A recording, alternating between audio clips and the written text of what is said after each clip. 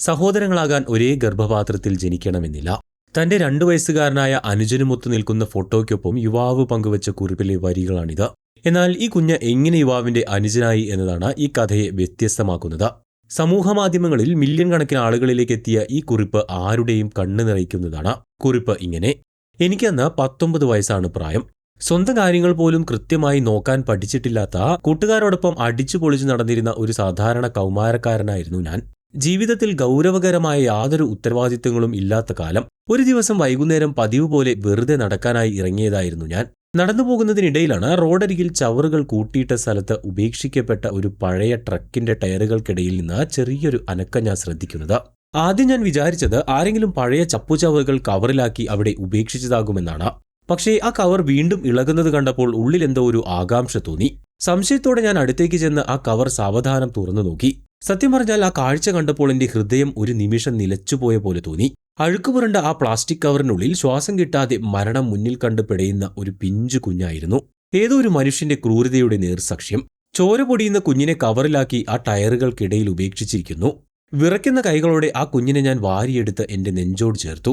അടുത്തുള്ള ആശുപത്രിയിലേക്ക് പ്രാണനും കൊണ്ടോടുമ്പോൾ എന്റെ ഉള്ളിൽ ഒരേയൊരു പ്രാർത്ഥന മാത്രമേ ഉണ്ടായിരുന്നുള്ളൂ: ദൈവമേ, ഈ കുഞ്ഞിന്റെ ജീവൻ തിരിച്ചു നൽകണമേ എന്ന്. ആശുപത്രിയിലെത്തി ഡോക്ടർമാർക്ക് കുഞ്ഞിനെ കൈമാറാൻ ശ്രമിക്കുമ്പോൾ ആ കൊച്ചു കൈകൾ എന്റെ വിരലിൽ മുറുകെ പിടിച്ചു. ആ കുഞ്ഞിന്റെ വിരലിൽ പിടിച്ച ആ പിടുത്തം എന്റെ ഹൃദയത്തിന്റെ ആഴങ്ങളിലേക്കാണ് പടർന്നത്. മാസം തികയാതെ പ്രസവിച്ച കുഞ്ഞായതിനാൽ അതിജീവന സാധ്യത വളരെ കുറവാണെന്ന് ഡോക്ടർമാർ വിധിയെഴുതി. ചുറ്റുമുള്ളവർ എന്നെ ആശ്വസിപ്പിക്കാനായി ശ്രമിച്ചു. നീ നിന്റെ കടമ ചെയ്യൂ, ഇനി ബാക്കി കാര്യങ്ങൾ പോലീസോ അനാഥാലയങ്ങളോ നോക്കിക്കൊള്ളും, നീ വീട്ടിൽ പോയിക്കോളൂ എന്ന് പലരും ഉപദേശിച്ചു. പക്ഷേ എനിക്ക് അവിടെ ഒന്നും പോകാൻ തോന്നിയില്ല. എന്റെ വിരലുകളിൽ മുറുകെ പിടിച്ച ജീവിതത്തിലേക്ക് തിരിച്ചു വരാൻ കൊതിക്കുന്ന ആ കുഞ്ഞു ജീവനെ അവിടെ ഒറ്റയ്ക്കാക്കി പോകാൻ എന്റെ മനസ്സനുവദിച്ചില്ല. ആശുപത്രിയുടെ തണുത്ത വരാന്തയിലിരുന്ന് ഭക്ഷണം പോലും കഴിക്കാതെ ഞാൻ ദൈവത്തോട് വീണ്ടും വീണ്ടും അപേക്ഷിച്ചു. ഒടുവിൽ എന്റെ പ്രാർത്ഥനകൾ ഫലം കണ്ടു. ദിവസങ്ങൾ നീണ്ട മരണവുമായുള്ള പോരാട്ടത്തിനൊടുവിൽ ആ കുഞ്ഞ് സാവധാനം കണ്ണു തുറന്നു. അവൻ ജീവിതത്തിലേക്ക് തിരിച്ചു വന്നു. കുഞ്ഞ് സുഖം പ്രാപിച്ചതോടെ അടുത്ത വലിയ ചോദ്യമുയർന്നു: ഇനി അവനെ ആര് സംരക്ഷിക്കും? ഞാൻ അവനെ എന്റെ വീട്ടിലേക്ക് കൊണ്ടുപോകുമെന്ന് പറഞ്ഞപ്പോൾ കേട്ടവരെല്ലാം എന്നെ പരിഹസിച്ചു. നിനക്ക് വെറും 19 വയസ്സേ ഉള്ളൂ, നിന്റെ ജീവിതം എന്തിനാണ് ഇങ്ങനെ നശിപ്പിക്കുന്നത്? വല്ല സർക്കാർ അനാഥാലയത്തിലോ ഏൽപ്പിച്ചാൽ പോരെ എന്നൊക്കെ ഉപദേശങ്ങൾ വന്നു. നിയമപരമായ നൂലാമാലകൾ പറഞ്ഞ് പലരും എന്നെ ഭയപ്പെടുത്തി. പക്ഷേ ഒരു ജീവൻ സംരക്ഷിക്കാൻ വേണ്ടത് പണമോ പ്രായമോ അല്ല, അതിനുള്ള മനസ്സും സ്നേഹവുമാണെന്ന് ഞാൻ ഉറച്ചു വിശ്വസിച്ചു. ആദ്യമായി കണ്ട നിമിഷം തന്നെ തോന്നിയ ആ ആത്മബന്ധം അവനെ എനിക്ക് ഉപേക്ഷിക്കാൻ തോന്നിച്ചില്ല. അങ്ങനെ അവനെ വീട്ടിലേക്ക് കൊണ്ടുപോകാൻ തന്നെ ഞാൻ തീരുമാനിച്ചു. അവനെ വീട്ടിലേക്ക് കൊണ്ടുപോയി ഞാൻ അമ്മയോട് അപേക്ഷിച്ചു, നമുക്ക് ഇവനെ കൂടെ കൂട്ടാമെന്ന്.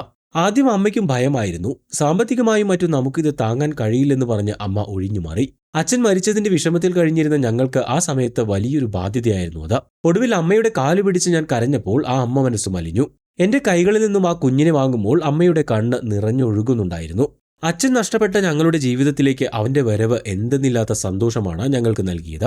ഞങ്ങൾ അവനെ ആരവെന്ന പേരിട്ട് വിളിച്ചു. ഒരു ജൂൺ 14-നായിരുന്നു ആ ടയറുകൾക്കിടയിൽ നിന്ന് അവനെ ലഭിച്ചത്. അതുകൊണ്ട് തന്നെ ആ ദിവസം അവന്റെ ജന്മദിനമായി ഞങ്ങൾ ആഘോഷിച്ചു. ഇന്ന് അവന് 2 വയസ്സ് കഴിഞ്ഞു.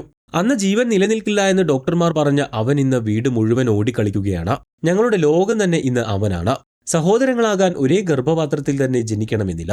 ചിലരെ നമ്മൾ ഹൃദയം കൊണ്ട് തിരഞ്ഞെടുക്കുന്നതാണ്. എന്റെ ജീവിതത്തിലെ ഏറ്റവും വലിയ സമ്പാദ്യം എന്റെ ഈ അനുജൻ തന്നെയാണ്. ഇങ്ങനെയായിരുന്നു യുവാവിന്റെ കുറിപ്പ്. പോസ്റ്റിന് താഴെ നിരവധി പേരാണ് അഭിനന്ദന പ്രവാഹമായി എത്തിയിട്ടുള്ളത്. എങ്കിലും ഇതിലെ നിയമവശങ്ങളെക്കുറിച്ച് പലരും ആശങ്ക പ്രകടിപ്പിക്കുന്നുമുണ്ട്. കുഞ്ഞിനെ നിയമപരമായി ദത്തെടുക്കാൻ എത്രയും വേഗം നടപടികൾ സ്വീകരിക്കണമെന്നും, അല്ലെങ്കിൽ ചൈൽഡ് വെൽഫെയർ അതോറിറ്റിയുടെ ഇടപെടൽ മൂലം അവരെ വേർപിരിക്കാൻ സാധ്യതയുണ്ടെന്നും പലരും കമന്റുകളിലൂടെ ഓർമ്മിപ്പിക്കുന്നു. എങ്കിലും സ്നേഹം കൊണ്ട് ഒരു ജീവനെ തിരിച്ചുപിടിച്ച ഈ യുവാവിനും കുടുംബത്തിനും ഒപ്പമാണ് ലോകം. അവർ ഇനി ഒരിക്കലും വേർപിരിയാതിരിക്കട്ടെ എന്ന് നമുക്കും പ്രാർത്ഥിക്കാം.